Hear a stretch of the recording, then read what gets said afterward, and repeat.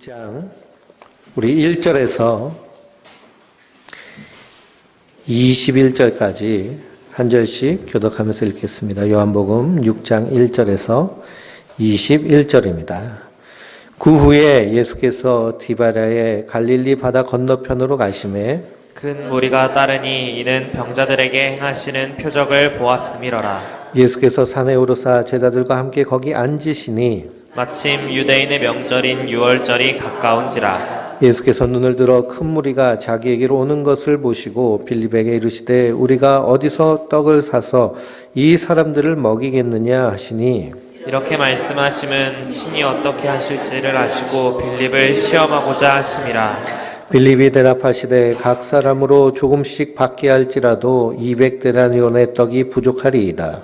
제자 중 하나 곧 시몬 베드로의 형제 안드레가 예수께 여짜오되 여기 한 아이가 있어 보리떡 5개와 물고기 2마리를 가지고 있나이다. 그러나 그것이 이 많은 사람에게 얼마나 되겠사옵나이까. 예수께서 이르시되 이 사람들로 앉게 하라 하시니 그곳에 잔디가 많은지라. 사람들이 앉으니 수가 5,000명쯤 되더라. 예수께서 떡을 가져 축사하신 후에 앉아있는 자들에게 나눠주시고 물고기도 그렇게 그들의 원대로 주시니라. 그들이 배부른 후에 예수께서 제자들에게 이르시되 남은 조각을 거두고 버리는 것이 없게 하라 하시므로 이에 거두니 보리떡 5개로 먹고 남은 조각이 12바구니에 찼더라. 그 사람들이 예수께서 행하신 이 표적을 보고 말하되 이는 참으로 세상에 오실 그 선지자라 하더라. 그러므로 예수께서 그들이 와서 자기를 억지로 붙들어 임금으로 삼으려는 줄 아시고 다시 혼자 산으로 떠나가시니라. 저물매 제자들이 바다에 내려가서 배를 타고 바다를 건너 가버나움에 가는데 이미 어두웠고 예수는 아직 그들에게 오시지 아니하였더니 큰 바람이 불어 파도가 일어나더라. 제자들이 노를 저 십여리쯤 가다가 예수께서 바다 위로 걸어 배에 가까이 오심을 보고 두려워하거늘 이르시되 내니 두려워하지 말라 하신대 이에 기뻐서 배로 영접하니 배는 곧 그들이 가려던 땅에 이르렀더라. 아멘. 할렐루야. 우리가 요한복음을 통해서 함께 은혜를 나누고 있습니다. 지난주 요한복음 5장에서 베데스다 연못에 38년 된 병자가 베데스다 연못 안에서 물이 출렁출렁 동할 때 들어가면 낫는다는 얘기를 듣고요. 38년 동안 그 베데스다 연못에서 서성이었지만 병을 낫지 못하였죠. 이 베데스다라는 뜻은 은혜의 집, 자비의 집이라는 뜻입니다. 그런데 그 베데스다에 정말 은혜가 있었나요? 정말 자비가 있었나요? 자비가 없고 은혜가 없는 것이 바로 은혜의 집이라고 일컫는 베데스다입니다. 진정한 은혜 대신, 참 은혜 대신 그리스도께서 그 은혜 없는 베데스다 은혜의 집에 가셔서 은혜가 무엇인지를 보이시죠. 38년 된 병자에게 일어나 내 자리를 가지고 집으로 돌아가라. 그는 스스로 일어나서 자기 자리를 가지고 집으로 돌아갈 수 있는 능력 있는 사람이 아닙니다. 병들었기 때문이죠. 그러나 주님께서 그를 고치셔서 그렇게 하게 하십니다. 그러니 그 하나님의 놀라운 은혜를 주님께서 행하셨습니다. 그때가 안식일이죠. 안식일의 의미는 무엇이냐? 우리가 하나님의 은혜로 산다는 것을 우리에게 깨닫게 하시는 것이 안식일입니다. 그래서 안식일을 지키면서 하나님의 창조를 기억하고요. 하나님의 구원을 기억해야 되는 것이 이스라엘 백성입니다. 그러니 우리가 먹고 사는 것이요. 내가 수고하고 힘써서 애써서 먹고 사는 것 같지만 안식일을 지킨다라는 것은 먹고 살게 하여 주신 것은 누구시라는 거예요? 하나님이시라는 겁니다. 뿐만 아니라 이스라엘은 구원받은 자들입니다. 애굽에서 430년 동안 종살이하던 그들이 구원받았죠. 누구에 의해서? 하나님의 은혜로 말미암아. 그러니 자기들이 종되었던 것을 기억하고 내가 이 땅에서 자유함을 누리는 것도 하나님의 은혜로 된 것이다 라는 것을 깨닫고 지키는 날이 안식일입니다. 근데 오히려 유대인들이 안식일의 노예가 돼버렸습니다. 그런데 안식일의 그 참뜻은 잃어버리고요. 그리고 안식일의 규칙만 지키는 것이죠. 그러니 규칙을 지키지 못한 사람을 다 무엇으로 취급할까요? 죄인으로 취급하는 것입니다. 그런데 안식일 날 쉬지 못하는 사람이 있죠. 어떤 사람이 쉬지 못할까요? 들에서 양치는 사람들, 양이 이렇게 다니니까 어떻게 쉴 수 있겠습니까? 우리도 마찬가지죠. 우리도 주 5일째 근무를 하는데요. 주 5일이 되어도 쉬지 못하는 사람들이 있습니다. 주로 어떤 사람들일까요? 가난하고 어려운 사람들이 쉬지 못하고 계속 일하죠.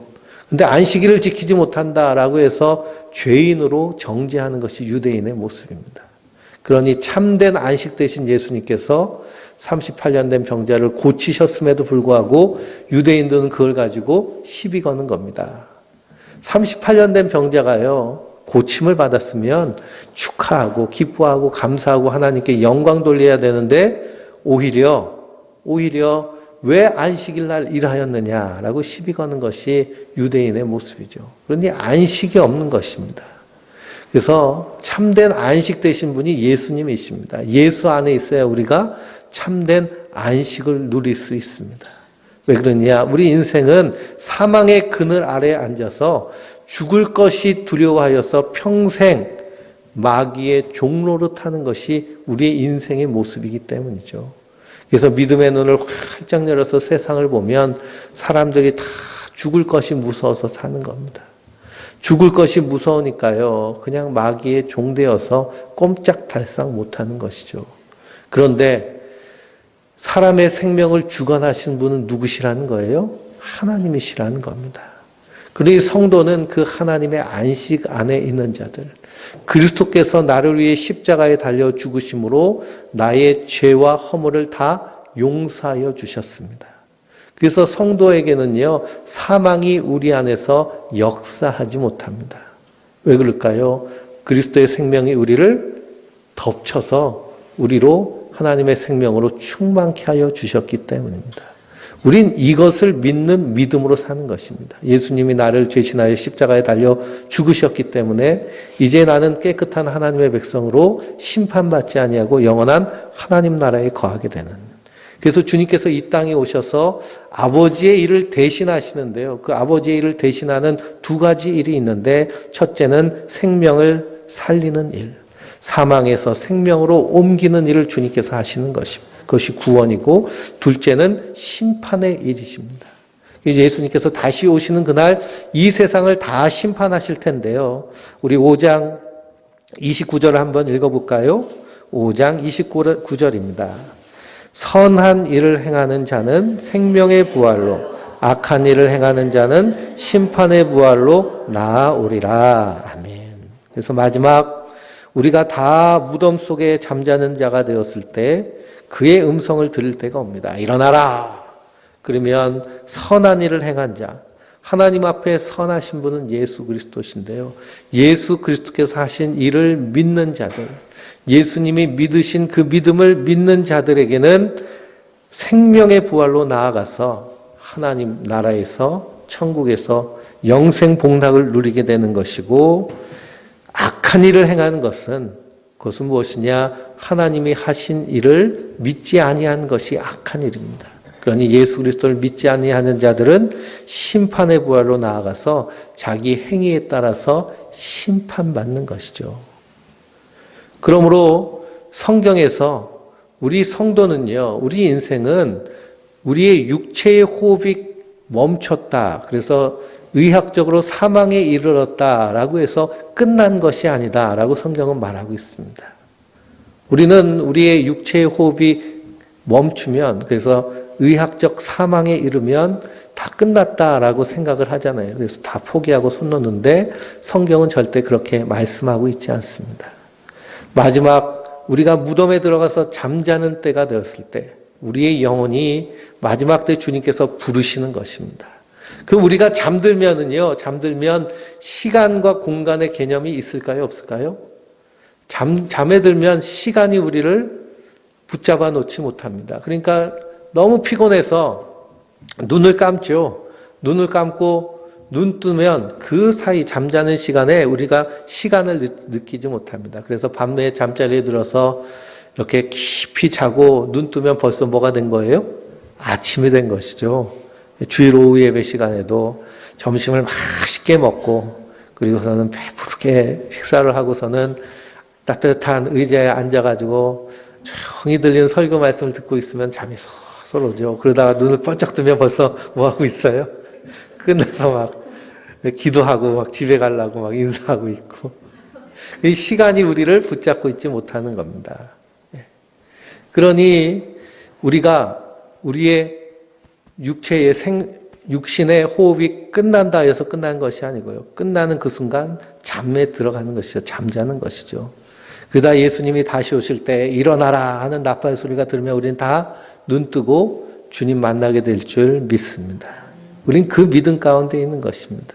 그러나 성도는 두려워하지 않는 것은 예수님이 나를 위해 십자가에 달려 죽으심으로 내 죄를 다 담당하셨기 때문에, 하나님 그것을 의롭게 여기시고 부활하셨기 때문에 우리도 그 영광스러운 부활의 몸으로 주님 나라에 이르게 될 줄 믿습니다.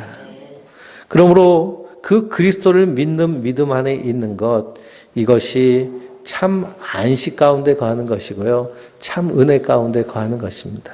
근데 지금 예수님을, 하나님을 믿는다고는 유대인들 가운데 은혜가 없고요. 안식이 없다라는 것을 오늘 예수님께서 마태복음 5장을 요한복음 5장을 통해서 폭로하고 계시는 것이죠.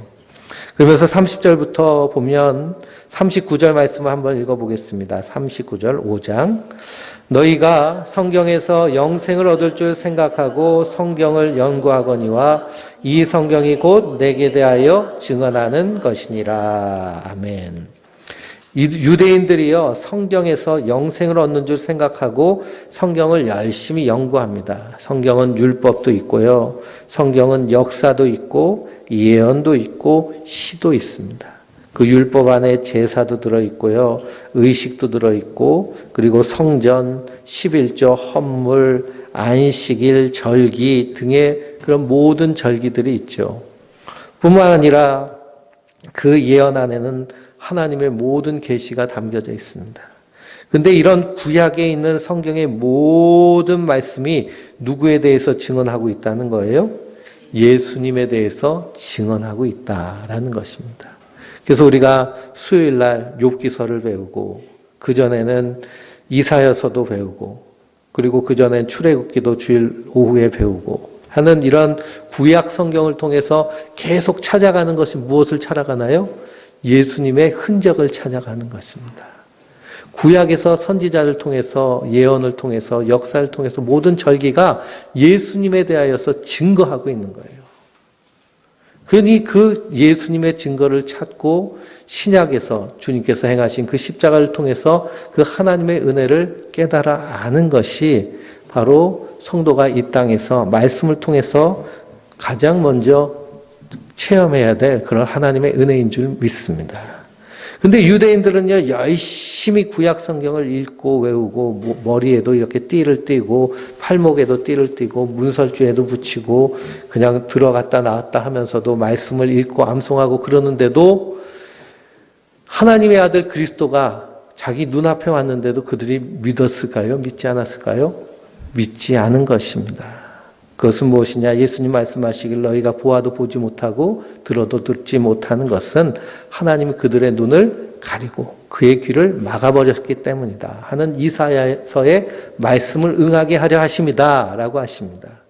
그러므로 이 말씀을 통해서 예수 그리스도를 믿는 믿음 안에 이루게 하는 것은 우리의 실력으로 되는 것이 아니라 성령께서, 예수 그리스도의 영께서 우리에게 지혜와 계시의 영으로 역사하여 주셔서 우리로 하여금 믿어지는 믿음 가운데 이르게 하시는 그 은혜를 통해서 우리가 말씀을 통해서 예수님을 발견하게 되는 줄 믿습니다. 그 하나님의 택한 자들에게 그 말씀을 깨닫게 하시고 믿어지게 하시는, 그래서 영접하는 자, 곧 그 이름을 믿는 자들에게는 하나님의 자녀가 되는 권세를 주셨는데 이는 혈통으로나 육정으로 나지 아니하고 하나님의 뜻에 따라 난 자들이니라. 그럼 우리가 말씀을 듣고 그 말씀이 이해되고 믿어지고 깨달아지고 머리에 있던 말씀이 내 가슴으로 내려와서 그 말씀 가운데 내가 큰 하나님의 사랑을 체험하고 우리의 삶의 자리에서 하나님 찬양하며 그러며 주님 말씀하신 대로 사랑하며 살아갈 때 그때 하나님이 역사하신 그 역사하심을 경험하고 있다면 내 안에 누가 계시다는 증거예요? 성령님이 계시다는 증거예요. 성령님이 계시다는 증거는 예수님이 계시다는 증거입니다. 예수님의 영이 성령님이시기 때문이죠. 그러니 우리 박정근 집사님이 이제 한 주간 동안 동해와 남해를 쫙 돌아다니다가 주일날 가까이 오니까요, 자꾸 그냥 와야 된다 하는 그런 압박감이 오는 것이요. 압박감이 오는 것이. 성령님이요, 자꾸만 오라고 하시는 겁니다. 오라고 해요. 야, 와야지. 그렇게 하나님 부르시는 거예요. 그것이 하나님의 은혜인 줄 믿습니다. 이것이 하나님의 선물이라는 겁니다. 왜 그러냐? 우리의 소망이 이 땅에 있는 것이 아니고요, 영원한 하나님 나라에 있기 때문이죠. 그렇게 우리가 믿음으로 충만케 되고 성령께서 우리로 하여금 하나님을 아는 지식을 풍성케 하여 주시면 우리 가운데 믿어지는 믿음이 생깁니다. 그러면서 이 땅을 소망하기보다는 하늘을 소망하는, 이 땅의 것이요 시시해지는 거예요. 시시해지는 거. 별것 아니네. 근데 하늘의 것에 비교하면 아무것도 아닌 것입니다. 그래서 사도 바울이 고백하기를 장차올 영광은 지금 이 땅에서의 것과는 비교도 할 수 없느니라. 그래서 자기의 목숨도 아끼지 아니하고 그 영원한 하나님 나라를 위해서 그 사명을 감당하는 그런 사명의 길로 하나님께서 이끌어 주시는 것이죠. 그러므로 모든 성경은 예수님에 대한 말씀입니다. 그러므로 우리의 말씀을 통해서 누구를 발견하면 돼요? 예수님을 발견하면 돼요. 그런데 이단은, 사이비는 이 말씀을 통해서 예수를 빼버리고 자꾸 누구를 넣으려고 그래요? 사람을 넣으려고 합니다. 사람을 넣으려고 해요. 그러니 예수는 없고 사람이 자꾸 나오면 우리는 그 말씀을 딱 의심할 수 있어야 됩니다. 그 이단들이 말하는 성경 구절요, 위아래장만 한번 훑어봐도 이것이 말도 안 되는 소리구나라는 것을 우리는 분명히 알 수 있습니다. 근데 속아 넘어가는 사람들이 있죠. 속아 넘어가는 사람들. 그 안에 무엇이 없기 때문에요? 성령님이 계시지 않기 때문에.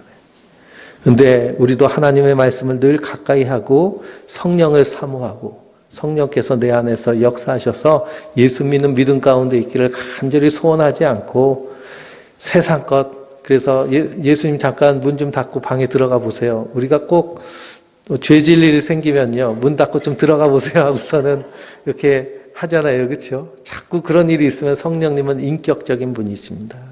그래서 이스라엘의 사울 왕이 하나님의 기름 부은 왕임에도 불구하고 그가 성령 충만했던 사람인데 하나님 말씀을 계속 불순종하고 자기 뜻대로만 하니 성령께서 어떻게 하시는 거예요? 떠나시는 겁니다. 떠나시는 거예요. 그래서 성경은 두렵고 떨림으로 너희 구원을 이루어 가라. 하나님 나와 함께 하신다는 사실을 늘 기억하시기 바랍니다. 오늘 말씀 우리가 잘 알고 있는 오병이어의 기적입니다. 오병이어의 기적. 오병이어의 기적이 얼마나 유명한 기적인지 믿지 않는 사람들도 오병이어가 뭔지를 알고, 오병이어라는 가게도 있잖아요. 그렇죠? 주로 어떤 가게냐? 음식, 식당 하는 집들, 예수 잘 믿는 사람이 오병이어 다 붙여놓습니다. 그리고 오병이어에 대한 설교를 우리가 많이 들을 수 있는데요. 대부분의 설교가 어떤 설교의 내용이냐? 우리도 오병이어의 기적을 일으키기 위하여서 누가 헌신을 했어요? 어린아이가 도시락을 예수님께 가져오듯이 우리도 예수님께 드림으로 축복받자. 오병이어의 기적을 일으키자. 할렐루야. 그 아멘 하면 이게 뭐가 되는 거예요? 아멘 하면 이게 사이비가 되는 겁니다. 오병이어의 기적, 그 의미를 모르고요. 예수님이 어린아이가 가져온 거 축복하셔서 오병이어 5,000명이 먹었던 것처럼 우리도 작은 것을 하나님께 드리면 하나님이 확 키워주신다. 그건 대박이죠. 그렇죠? 대박입니다. 도시락 하나 가져왔는데 5,000명이 먹어요. 그러면 식당을 해도요, 대박집이 되죠. 도시락 하나 놔놓고 주님, 오병이어의 기적을 일으켜주세요. 그래가지고 착 펼쳐놓으면 5,000명이 와서 먹고 다 5,000원씩만 내도요, 그거 엄청난 대박인 것입니다. 그러니 이런 식으로 말씀을 전한다라고 하면 이 오병이어의 기적이 무슨 의미인지를 온전히 알지 못하는 것이죠. 오병이어에서 예수님은 자신의 삶을 살을 찢어주시고 피를 흘려주실 것을 보이는 사건이 오병이어의 사건입니다. 그래서 이 비슷한 그런 오병이어와 비슷한 기적이 두 번 일어나는데요. 오병이어의 사건과 칠병이어의 사건이 일어납니다. 그래서 마태복음 읽어보면 두 가지 기적이 일어나는데요. 오병이어를 통해서 5,000명이 먹고 12바구니가 남죠. 이것은 무엇이냐? 예수님이 이 땅에 생명의 떡으로 오셨는데 유대인들의 생명의 떡으로 오셨다는 겁니다. 그래서 몇 바구니가 남아요? 12바구니가 남는 것은 이스라엘 12지파를 의미하는 거예요. 그래서 이스라엘 12지파의 생명의 떡으로 오신 거예요. 칠병이어의 기적을 통해서 4,000명이 먹고요. 그리고 몇 광주리가 남느냐 하면 7광주리가 남습니다. 7광주리의 의미는 완전의 의미고요. 모든 이 세상 민족들이 먹을 수 있도록 주님께서 내어주신 살과 피를 의미하는 것입니다. 그러니 예수님을 먹어야 우리가 산다는 거예요. 사람이 떡으로만 살 것이 아니라 하나님 주시는 말씀을 먹어야, 예수님이 먹어야 우리의 영혼이 산다는 것입니다. 그 예수님을 먹는다라는 것은 무엇을 의미하느냐? 예수님을 믿는다라는 것이죠. 예수님을 먹어야 됩니다. 그러면 누가 예수님이 2000년 전에 십자가에 달려 돌아가시고 부활하셨는데 우리가 식인종도 아니고 어떻게 예수님을 잡아먹습니까? 이렇게 오해를 하면 안 됩니다. 예수님을 먹는다라는 것은 그분이 행하신 일을 믿고 그분이 가르쳐 주신 그 삶을 따라가는 것이 먹고 마시는 것을 의미합니다. 예수님 우리의 생명의 떡이 되신 거예요. 그런데 이 오병이어의 기적의 떡을 먹은 사람들이 14절 말씀에 뭐라고 하나요? 사람들이 예수께서 행하신 이 표적을 보고 말하되 이는 참으로 세상에 오신 그 선지자라 라고 합니다. 깜짝 놀라죠. 오병이어의 기적이 일어났으니까요. 깜짝 놀라는 것입니다. 그리고서는 이 사람이 누가 돼야 된다는 거예요? 우리의 왕이 돼야 된다라고 하는 겁니다. 왕이 돼야 된다. 우리도 대통령 뽑을 때 어떤 사람을 주로 대통령 뽑으려고 그러죠? 응? 경제 대통령 다 나오잖아요. 경제를 살리겠다고, 경제를. 예, 경제를 살려야 된다고. 근데 반만년 역사 동안요, 경제가 지금처럼 산 때가 없잖아요. 그렇죠? 예. 조선시대예요. 조선시대 구한 말에 80%가 다 종이었습니다. 80%. 이 조선에 살고 있는 사람들 80%가요, 다 노비 상태였어요. 임진왜란, 병자호란 거치면서요. 병자호란 때는요, 이 전쟁 진 대가로 조공을 바치는데 여자 60만 명을 갖다 바쳤습니다. 여자들만. 60만 명. 종으로 갖다 바쳤어요. 천국에다. 청나라에다. 어디다 바치겠어요? 청나라에다 바치겠죠. 그러니 그런 기가 막힌 일들이요, 이민족 가운데 있습니다. 그러니 지금처럼요, 사실 잘 먹고 잘 사는 때가 없는 거예요. 잘 살고 잘 사는 때가. 근데 우리가 대통령 뽑으면 그래도 경제를 잘 멋지게 그냥 할 수 있는 대통령이 됐으면 좋겠다. 지금 문재인 대통령도 막 지지율이 팍팍 오르다가 경제 얘기 나오니까 어떻게 해요? 바로 꼬꾸라지잖아요. 바로 꼬꾸라지. 예. 그러니 기적의 떡을 먹고 예수님을 왕으로 삼자라는 사람이 바로 사실은 우리의 모습이다라는 겁니다. 생각해 보세요. 오병이어의 기적을 베푸는 왕이면 우리가 일할 필요가 있어요, 없어요? 없죠. 그냥 주는 거 먹고 살면 됩니다. 그뿐만 아니죠. 이걸 또 어떻게 하면 돼요? 수출하면 되죠. 수출하면 뭐 그냥 기가 막힌 것입니다. 전혀 재료도 들지 않고 오병이어의 기적을 행하셨으니 그걸로 그냥 다 수출하면, 그러면 뭐 아주 덤핑으로 팔아도요 이익이 되는 장사죠. 그러니 이 예수님을 왕으로 삼으신 것을 아시고 예수님이 어떻게 하셨어요? 산으로 떠나가셨습니다. 왜 그럴까요? 예수님은 이 땅의 왕으로 오신 분이 아니라 저 영원한 하나님 나라의 왕으로 우리를 구원하시기 위해서 오셨기 때문입니다. 유대인들은 그 예수님을 자기 나라 왕으로 삼으시려고 했지만 그러나 예수님은 그 빌라도의 법정에서 뭐라고 하셨나요? 내 나라는 이 땅에 있는 것이 아니라 저 하늘에 있는 나라다. 그러므로 우리는 이 땅에 소망을 두는 것이 아니라 하늘에 소망을 두고 이 땅을 하늘과 같이 사는 것이 성도의 삶인 줄 믿습니다. 그래서 그 제자들을 5천 명의 사람들을 떠나셔서 산으로 떠나가시죠. 그분이 이 땅에 오신 것은 먹을 것 주러 오신 것이 아니라요, 그것보다 더 중요한 생명을 주시기 위해서 오신 줄 믿습니다. 그래서 예수님은 산으로 떠나가시고 제자들은 배를 타고 갈릴리 바다를 건너서 그래서 갈릴리 건너편 가버나움으로 갑니다. 가는데 풍랑을 만났어요. 풍랑을 만나서 그래서 거기서 고생하고 있는데 마태복음을 읽어보면, 마가복음을 읽어보면 그 풍랑 가운데서 예수님이 어떻게 하세요? 무리를 걸어오시죠. 무리를 걸어오십니다.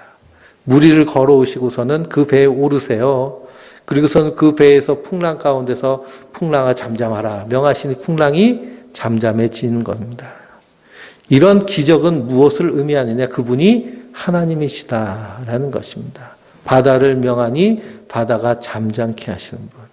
그래서 예수님이 하신 기적과 능력과 표적은 그분이 하나님이시다. 또 하나님이 보내신 하나님의 아들이다라는 것을 증거하는 겁니다.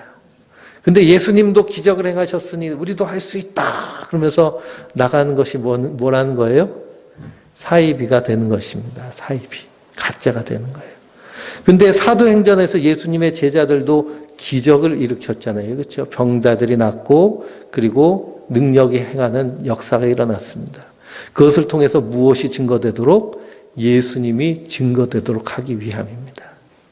그러니 우리도 이 땅에서 때로는 질병 때문에 고생하는데 주님을 향해서 간절히 기도할 때 하나님 고쳐주십니다. 그런 기적 능력이 분명히 일어나고 있습니다. 성령께서 역사하시기 때문이죠. 그걸 통해서 성령님은 무엇을 하기를 원하시나요? 복음이 증거되어지기를 원하십니다. 예수님이 증거되기를 원하시는 거예요. 그래서 선교사님들이 오지 같은 데 가면은요, 거기는 병원이 없고 의사를 만나기도 힘들고 가난합니다. 그러니 그 오지에서 복음을 증거할 때 기적이 많이 일어납니다. 기적이. 그 기적이 일어난 것은 그것으로 말미암아 복음이 증거되어지기 때문에 그렇습니다. 그런데 우리가 살고 있는 이 시대에 그 기적을 많이 보지 못하죠. 왜 그럴까요? 우리는 하나님의 말씀을 받았기 때문에 그렇습니다. 그 말씀을 듣고 믿는 것이 더 복된 줄 믿습니다. 근데 기적만 좋아하는 사람들이 있어요. 신사도 운동이라고 해서 그분들은 다 기적을 탐닉하고 기도해서 금가루가 떨어지고 이빨에 금리빨이 생기고 뭐 그런 기적을 참 좋아합니다. 그리고 막 그런 은사가 받으면 뭐 대단한 그 하나님의 능력 받은 사람처럼 어깨에 확 올라가서 내가 기도해서 이렇게 역사가 일어났다 뭐 그렇게 얘기하는데요. 그런 분들은 하나님 앞에 어떻게 해야 돼요? 회개해야 됩니다. 복음이 증거되어지고요. 예수님의 이름이 높아져야지 누구의 이름이 높아지면 안 돼요? 사람의 이름이 높아지면 그것은 하나님이 하시는 일이 아닙니다. 그러니 우리가 그런 기적이 일어난다라는 데 가보는데 거기서 복음이 증거되면 그것은 하나님이 하시는 일이지만 그렇지 않으면 때로는 마귀가 하는 일일 수도 있습니다. 왜 그럴까요? 마귀도 광명한 천사와 같이 이 땅에 와서 그런 기적, 능력, 표적을 행하기도 하기 때문입니다. 불교에서도요, 기적이 일어나고요. 무당들도 어디를 걸어요? 작두 타잖아요. 작두를 척척척척 탑니다. 척척 타요. 진짜 막 계룡산에서 뭐 받았다는 작두들 무당 작두 타는 거 보면요, 참 선직하죠. 칼도 휙 던지면 팍 쓰고. 예. 그러니 악한 영의 그런 역사가 있다라는 것도 우리가 분명히 알아야 됩니다. 어떻게 해서든지 성도를 미혹해서 예수 그리스도에게서 끊어놓으려고 하고요. 그리고 그리스도를 알지 못하는 자들에게도 그것을 통해서 꼬아내서 그래서 자기 밑에 종로를 만들려고 하는 것이 마귀가 하는 일인 줄 믿습니다. 그러면 성도는 오직 예수 믿는 믿음 안에 서야 되는 줄 믿습니다. 우리 22절부터 22절부터 30절까지 먼저 한번 읽겠습니다. 한 절씩 읽겠습니다. 이튿날 바다 건너편에 서 있던 무리가 배 한 척 외에 다른 배가 거기 없는 것과 또 어제 예수께서 제자들과 함께 그 배에 오르지 아니하시고 제자들만 가는 것을 보았더니 그러나 디베레아에서 배들이 주께서 축사하신 후 여럿이 떡 먹던 그곳에 가까이 왔더라. 무리가 거기에 예수도 안 계시고 제자들도 없음을 보고 곧 배들을 타고 예수를 찾으러 가버나움으로 가서 바다 건너편에서 만나 라비어 언제 여기 오셨나이까 하니 예수께서 대답하여 이르시되 내가 진실로 진실로 너희에게 이르노니 너희가 나를 찾는 것은 표적을 본 까닭이 아니요 떡을 먹고 배부른 까닭이로다.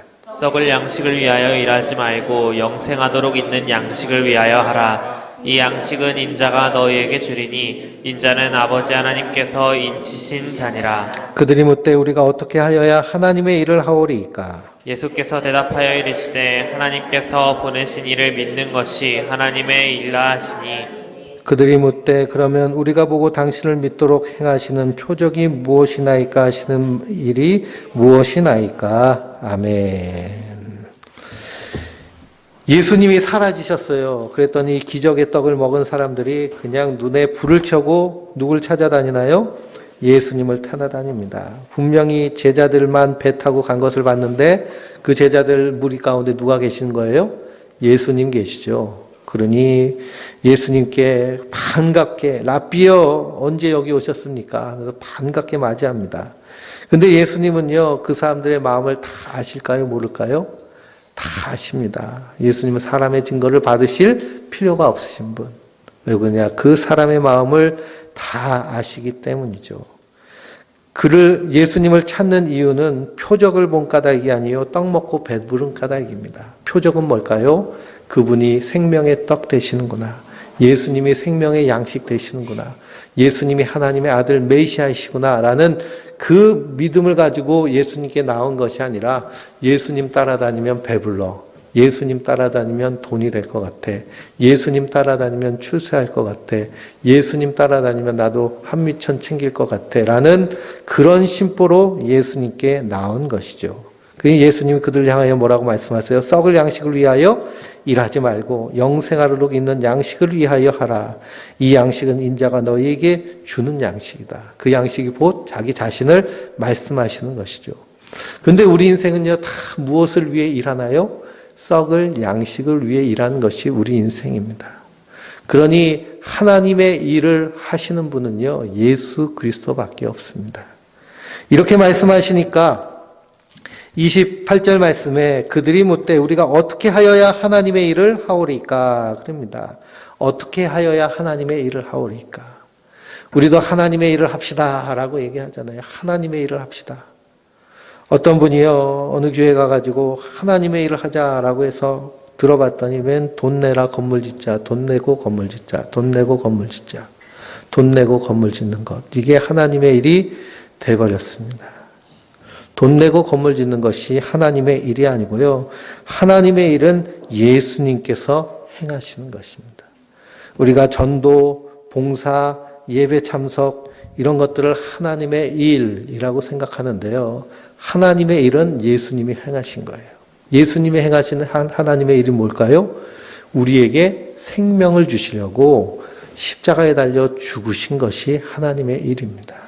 그것이 하나님이 원하시는 거예요. 그래서 하나님에게 택한 자들, 그들을 구원해내시는 것이 하나님의 일입니다. 우리는 그 일을 믿고 그리고 감사하고 찬양하고 이 땅에서 믿음으로 사는 것이 성도에게 있어서 하나님의 일입니다. 그래서 예수님 뭐라고 말씀하시나요? 29절 말씀에 하나님께서 보내신 이를 믿는 것이 하나님의 일이니라. 그게 누구를 믿는 거예요? 예수님을 믿는 겁니다. 예수님을 믿는다는 것은 그분이 행하신 일을 믿는 것이고, 그분이 말씀하신 말씀을 믿는 것이고, 그분이 우리에게 주신 계명을 믿는 것입니다. 그러니 예수님께서 나를 위해 십자가에 달려 죽으셔서 나를 깨끗게 씻으셨으니 이제는 그리스도 예수 안에서 정죄함이 없느니라. 그러니 누가 와가지고 당신이 이렇게 된 거 죄 때문에 그런 거야, 회개해라고 하면, 그러면 우리 예수 믿는 일은 어떤 일일까요? 아니요, 예수님이 나를 위해서 십자가에 달려 죽으심으로 내 죄를 다 담당하셨습니다. 나는 죽을 죄인이지만 구원받은 하나님의 백성입니다. 하고 그리스도의 십자가를 증거하는 것이 성도가 예수를 믿는 믿음인 줄 믿습니다. 또한 그 주님께서 우리에게 주신 새 계명이 있잖아요. 내가 너희에게 새 계명을 주노니 서로 사랑하라. 그럼 우리가 서로 사랑하는 것이 하나님의 일입니다. 주의 일입니다. 예수님을 믿는 믿음입니다. 그래서 요한일서를 보면 너희가 서로 사랑하는 그 모습을 보고 나의 제자인 줄 알리라. 예수님이 서로 사랑하라 하셨으니 사랑하는 모습. 그래서 그 사랑의 모습도요, 내 모습대로 내가 배운 사랑대로 사랑하는 것이 아니라 예수님이 내게 행하신 그 사랑대로. 사랑은 언제나 오래 참고, 사랑은 언제나 온유하며, 시기하지 아니하며, 교만하지 아니하며, 무라히 행치 아니하며 하는 이런 주님의 사랑으로 우리가 서로 사랑하는 것, 이것이 주의 일인 줄 믿습니다. 그 사랑 안에서 전도하는 것이고요. 그 사랑 안에서 하나님께 헌금도 하는 것이고, 그 사랑 안에서 우리가 모이기에도 힘쓰고 예배 드리는 것입니다. 그 예배를 받으시는 것이죠. 내가 이렇게 하나님께 드림으로 이런 복을 받을 거야 하는 모습으로는 하나님이 기뻐하지 않으신다라는 겁니다. 그래서 시편을 읽어보면요, 하나님이 잘못된 예배를 책망하십니다. 잘못된 예배를 책망하세요. 왜 잘못된 예배냐? 형식은 있는데 그 내용은 완전히 잘못된 것이죠.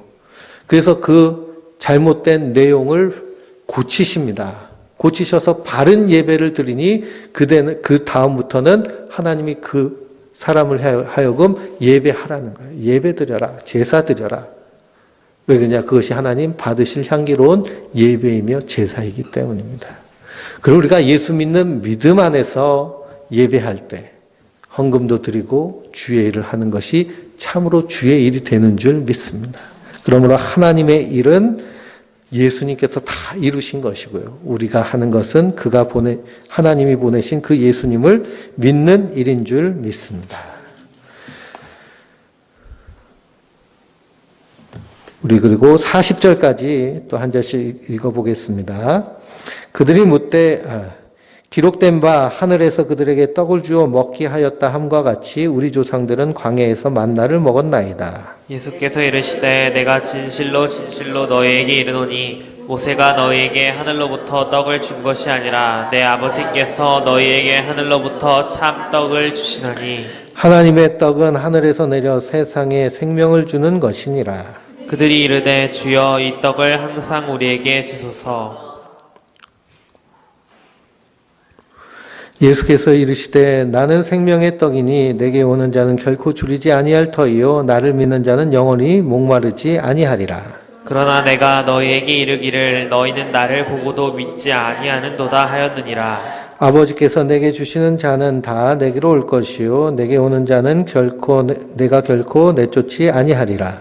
내가 하늘에서 내려온 것은 내 뜻을 행하려 함이 아니요 나를 보내신 이의 뜻을 행하려 함이니라. 나를 보내신 이의 뜻은 내게 주신 자 중에 내가 하나도 잃어버리지 아니하고 마지막 날에 다시 살리는 이것이니라. 내 아버지의 뜻은 아들을 보고 믿는 자마다 영생을 얻는 이것이니 마지막 날에 내가 이를 다시 살리리라 하시니라. 아멘. 예수님이 그래서 이 땅에 세상에 생명을 주는 떡으로 오셨다라고 주님 말씀하십니다. 생명을 주는 떡으로 오신 것입니다. 그래서 그 예수님을 믿는 자들은 영원히 목마르지 아니하는데요. 유대인들은 그 예수님을 보고 예수님께 나와서 그분을 믿었나요? 믿지 않았나요? 믿지 아니하였죠. 왜 그러냐? 그 믿음은 하나님의 선물로 주어지는 것인데, 그래서 아버지께서 내게 주시는 자는 다 내게로 올 것이고 내게로 오면 내가 결코 내쫓지 아니하리라. 그러니 아버지께로 나오는 자는 어떤 자이냐? 내가 죄인임을 깨닫고 주님 앞에 나오는 바로 성도들이 아버지께 나오는 자들입니다. 그 아버지께로 나오는 자들은 내가 예수님 믿어주게 하고 믿어지는 것이 아니고요. 하나님이 탁 붙잡고 주님 앞에 나아가게 하는 것이죠. 그러므로 내가 너를 지명하여 불렀나니 너는 내 것이라 라고 하나님 부르시는 것입니다. 우리가 성찬을 행하죠. 성찬을 행할 때 주님의 살과 피를 먹고 마십니다. 이것은 우리의 예전적 의식의 상징적 의미를 우리에게 줍니다. 그분이 나의 살이시고 그분이 나의 피가 되신다는 겁니다. 피와 살을 나눈 사람을 뭐라고 하나요? 가족, 형제라고 합니다. 그래서 우리가 예수님의 피와 살을 먹고 마심으로 주님과 한 가족이 되고 주님과 한 형제 자매가 되어서 그래서 우리를 하나님의 자녀 삼으십니다. 그래서 하나님을 뭐라고 부르세요? 아버지라고 부르잖아요. 하나님의 아버지로. 그것이 하나님의 은혜입니다. 그래서 하나님 우리를 불러서 하나님이 우리를 하나님 자녀 삼아 주신 것이죠. 우리 41절부터 59절까지 한 절씩 읽겠습니다. 41절입니다. 자기가 하늘에서 내려온 떡이라 하심으로 유대인들이 예수에 대하여 수군거려 이르되 이는 요셉의 아들 예수가 아니냐 그 부모를 우리가 아는데 자기가 지금 어찌하여 하늘에서 내려왔다 하느냐. 예수께서 대답하여 이르시되 너희는 서로 수군거리지 말라. 나를 보내신 아버지께서 이끌지 아니하시면 아무도 내게 올 수 없으니 오는 그를 내가 마지막 날에 다시 살리리라. 선지자의 글에 그들이 다 하나님의 가르치심을 받으리라 기록하였은즉 아버지께 듣고 배운 사람마다 내게로 오느니라. 이는 아버지를 본 자가 있다는 것이 아니니라. 오직 하나님에게서 온 자만 아버지를 보았느니라. 진실로 진실로 너희에게 이르노니 믿는 자는 영생을 가졌나니 내가 곧 생명의 떡이니라. 너희 조상들은 광야에서 만나를 먹었어도 죽었거니와 이는 하늘에서 내려오는 떡이니 사람으로 하여금 먹고 죽지 아니하게 하는 것이니라. 나는 하늘에서 내려온 살아있는 떡이니 사람이 이 떡을 먹으면 영생하리라. 내가 줄 떡은 곧 세상의 생명을 위한 내 살이니라 하시니라. 그러므로 유대인들이 서로 다투어 이르되 이 사람이 어찌 능히 자기 살을 우리에게 주어 먹게 하겠느냐. 예수께서 이르시되 내가 진실로 진실로 너희에게 이르노니 인자의 살을 먹지 아니하고 인자의 피를 마시지 아니하면 너희 속에 생명이 없느니라. 내 살을 먹고 내 피를 마시는 자는 영생을 가졌고 마지막 날에 내가 그를 다시 살리리니. 내 살은 참된 양식이요 내 피는 참된 음료로다.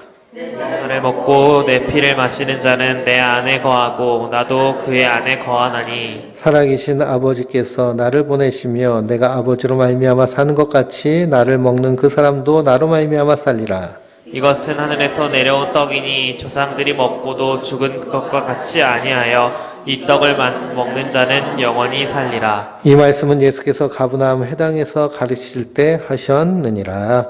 아멘. 그럼 우리가 예수를 믿는 그 믿음 가운데서 주시는 하나님의 은혜는 무엇이냐? 바로 영생을 얻는 것입니다. 근데 우리가 영생에 관심이 없죠. 왜 영생에 관심이 없느냐? 이 GMP가요, 2만 불이 넘어가면 사람들이 먹고 살만해진다고 그럽니다. 먹고 살만해지면요, 굳이 천국 안 가도 이 땅도 살만하기 때문에 저 천국을 별로 사모하지 않는다는 거예요. 그러나 먹고 살만하던 먹을 것이 없던 간에 하나님의 자녀로 부음받은 자들은 이 땅에 소망을 두지 아니하고 영원한 하나님 나라에 소망을 두도록 하나님께서 그렇게 이끌어 가시는 겁니다. 어떨 때는 고난을 통해서, 어떨 때는 은혜를 통해서, 말씀을 깨달음을 통해서 하나님이 그 일을 행하십니다. 그래서 내가 너를 구속하여 불렀다라고 합니다. 그러니 성도는요, 하나님께 어떤 자들이에요? 붙잡힌 자들입니다. 붙잡힌 자들. 하나님께 붙잡혀 왔어요. 붙잡혀 와가지고 어떻게 하시는 거예요? 저 천국에 두시는 겁니다. 그게 얼마나 놀라운 은혜인가. 이 하나님의 은혜, 하나님의 사랑을 알아가는 것이 신앙생활입니다. 그러니 우리가 열심히 예배 참석해서 하나님 말씀을 드려야 되는 이유는 뭐냐? 믿음은 들음에서 나거든요. 말씀을 열심히 듣고 그 말씀 가운데서 하나님의 사랑을 발견하고 그 사랑의 풍성한 가운데 거하도록 하면 우리가 이 땅에서 그 사랑에 감사하여서 예수 믿는 믿음으로 온전히 설 수 있습니다. 우리가 교회 열심히 다니는 것도요, 예수님 잘 믿으려고 다니는 겁니다. 다른 이유와 목적이 있어서는 안 되고요. 다른 이유와 목적으로 왔어도 하나님은 그런 것들을 다 제하게 하시고 순금과 같이, 정금과 같이 예수님 믿음으로 단련시키시는 줄 믿습니다. 그래서 저 대한민국 처음 선교사들이 와가지고 그래서 복음을 증거하는데요. 저 인천에 가면 내립교회라고 있습니다. 내립교회 100년이 넘은 120년이 넘은 그래서 한국의 초대교회 중에 한 교회인데요. 존스 선교사님이 거기 2대 담임 목사로 가가지고 1대 담임 목사는 아펜젤러 목사님이고요. 2대 목사로 가가지고 전도를 했는데 전도가 통 안 되는 거예요. 그래가지고 어떻게 하면 전도가 잘 될까라고 했더니 거기 있던 복음을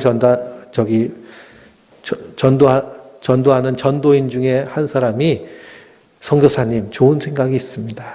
개 모임을 교회에서 하면요. 개꾼들이 예배당에 와서 주일날 예배 드리고 그리고 예배 끝나고선 개 모임을 하면 잘 될 것 같아요. 그래서 교회 안에서 개 모임을 시작했습니다. 그 당시에 개주가요 도망치면은 그런 일 많이 있죠. 개 열심히 부었는데 도망쳐가지고 그냥 속 터지는 일 있는데 교회에서 개를 하니까 얼마나 이게 좀 신용이 가겠어요. 더군다나 이 선교사들 부자로 이렇게 소문이 났는데 선교사가 보증한다라는 그런 얘기를 듣고요. 모여가지고 개 모임을 시작했습니다. 그래서 그 밑에 신포시장, 그 부둣가 시장에서 이제 장사하던 사람들이 다 모여가지고 그냥 개를 했어요. 주일날 예배. 그러니까 예배 때 막 갑자기 사람들이 몰려왔죠. 근데 예배 드리려고 몰려온 것이 아니라 개 모임 하려고 몰려든 겁니다. 그렇게 모이면 반드시 뭐가 일어날까요? 사단이 납니다. 그래서 개주가요, 돈 들고 튀었어요.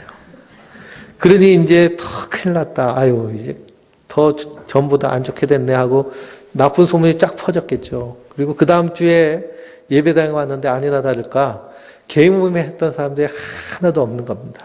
근데 딱 한 사람이 거기 앉아 있는 거예요. 딱 한 사람이. 그러니 선교사님이 가슴 두근두근 한 겁니다. 예배 끝나고서는 이거 떼어 먹힌 돈 나한테 갚으라고 하면 안 되나 걱정을 해가지고 막 근심하고 있는데 그 사람이요 예배 끝나고서는 선교사님 감사합니다 그러는 거예요. 개 모임 와가지고 개 모임 한다고 교회 왔는데 말씀을 들어보니까 참 귀한 말씀 같아서 계속 듣게 됐다고. 그래서 그 사람이요 그 신포시장에서 주막을 하고 있는 박충근이라는 사람인데 그 사람이 거기서 주막을 하다가 박춘근 박씨네요 이제 보니까 이분이 주막을 했어요. 주막을 했는데 열심히 교회를 나오니까 선교사님이 세례를 받으시죠. 그랬더니 선교사님 아직 세례 받을 때가 아닙니다. 이 좋은 것을 나 혼자 받을 수 없습니다. 저 강화에 있는 우리 어머니와 함께 받아야 됩니다. 그래가지고서는 먼저 자기가 술집하고 있는 거 술집을 다 접고 정리를 하고 고향으로 돌아가서 그래서 어머니를 잘 전도해서 어머니와 함께 이렇게 세례를 받기로 이렇게 편지를 썼습니다. 그래서 이제 존스 선교사님이 강화도에 들어가려고 하는데요. 거기 강화도 군수가요 막는 거예요. 서양 오랑캐가 어떻게 이 순국 선열의 그 땅에서 들어올 수 있냐. 그래가지고 이 존스 선교사님이 저 배 타고 강화도에 와가지고 그 박충근 성도가 자기 어머니를 업고 갯벌을 건너가지고 그래가지고 그 배에 올라가지고 선상 세례를 받은 것이 강화도 첫 교회입니다. 그래서 그 교산이라는 동네에서요 그렇게 세례를 받았어요. 그 교산에 시름이라는 마을인데요. 이 시름이 마을은 맨날 사람들 소작하고 하는 사람들인데 맨날 술 먹고 도박하고 싸우고 하는 동네인데 거기 그 박충근 성도로 시작해서 교회가 시작된 겁니다. 모여가지고 예배드리고 하는 모습을 보니까 그 교사님 맨 꼭대기에 살고 있는 최고 어른인 김초 씨가 보니까요. 저 뭐 하는 거야 하고 봤더니 맨날 술 먹고 싸우던 사람들이요. 이제 사람들이 변해진 거예요. 신기하다. 그래가지고 신기해서 그래서 이 존스 선교사님을 초대해가지고 복음을 듣게 됩니다. 복음을 듣게 되고 그 복음 안에서 하나님의 은혜를 받고 그리고 자기 살던 집을 교회로 내놨습니다. 그게 강화도 첫 교회인 교산교회예요. 교산교회에서 교회가 시작되고 이 김초 씨는요 나중에 은혜 받고 전도사가 돼서 그래서 이 강화도뿐만 아니라 영종도 그리고 덕적도 이런 섬을 돌아다니면서 복음을 전도하는 전도사가 됐습니다. 이런 하나님의 그런 놀라운 인도하심이 한국교회 안에도 있는 것이죠. 그리고 내가 너를 지명하여 부르셨다는 거예요. 하나님 붙잡아서 앉혀놨다는 겁니다. 근데 그것이 사실은 생명에 이르게 되는 놀라운 하나님의 사랑이라는 것입니다. 우리가 그 사랑 안에 있다라는 사실을 기억하시고 하나님의 그 풍성한 사랑을 말씀을 통해서 우리의 삶의 자리에서 역사하신 그 은혜를 따라서 또 우리가 기도할 때 응답하시는 그 응답하시는 하나님의 응답을 통해서 그 풍성한 사랑 안에서 승리하는 하나님의 사람들 되시길 주님의 이름으로 축원드립니다.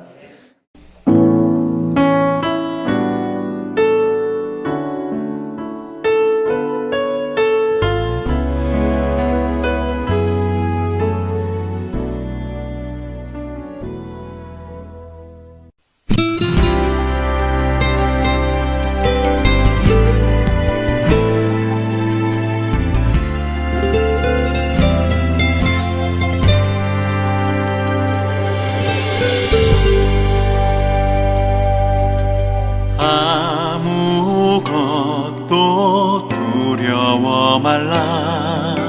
주 나의 하나님이 지켜주시네. 놀라지 마라, 겁내지 마라. 주님 나를 지켜주시네.